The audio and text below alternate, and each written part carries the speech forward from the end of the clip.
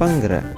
Pada kesempatan kali ini saya akan memaparkan tentang koneksi antar materi, yakni kesimpulan dan refleksi pemikiran Ki Hajar Dewantara. Sebelumnya perkenalkan, nama saya Mai Kurniawan Dwi Saputra, calon guru penggerak angkatan 9 yang berasal dari SD Negeri Ngrena Godean.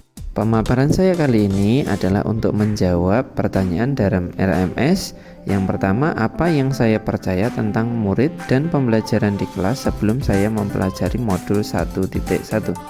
Pertanyaan kedua, apa yang berubah dari pemikiran atau perilaku saya setelah mempelajari modul ini?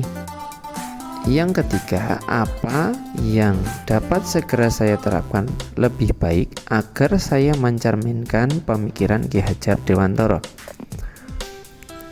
Pertanyaan yang pertama, apa yang saya percaya tentang murid dan pembelajaran di kelas sebelum saya mempelajari modul 1.1?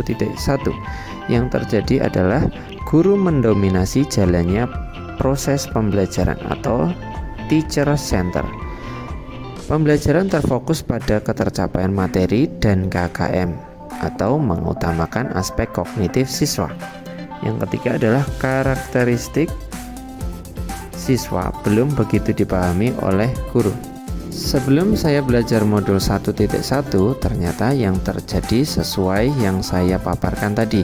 Siswa hanya memperhatikan arahan dan komunikasi hanya dari satu arah saja, yakni dari guru.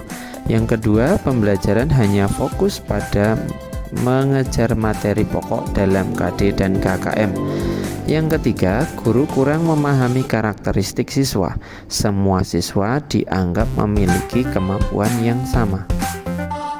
Pertanyaan yang kedua, apa yang berubah dari pemikiran atau perilaku saya setelah mempelajari modul ini? Yang harus saya rubah dalam pemikiran saya, guru bukan satu-satunya sumber belajar. Yang kedua, pembelajaran berpusat pada siswa atau student center. Yang ketiga, menghargai karakteristik belajar. Selanjutnya, saya harus merubah perilaku dengan mengemas pembelajaran secara menarik agar motivasi belajar siswa meningkat. Selanjutnya, memberi kebebasan kepada siswa untuk menyelesaikan tugas sesuai minat dan bakatnya. Kemudian lebih cermat melihat bakat siswa. Pertanyaan yang ketiga, apa yang dapat segera saya terapkan lebih baik agar saya mencerminkan pemikiran Ki Hajar Dewantara? Yang pertama, saya harus merancang pembelajaran yang interaktif dan menyenangkan dengan melibatkan peserta didik. Menerapkan pembelajaran berbasis kearifan lokal dan budaya, pembelajaran yang mengutamakan aspek budi pekerti. Kemudian saya harus menerapkan sistem AMONG, yakni pendidikan yang menuntun bukan menuntut.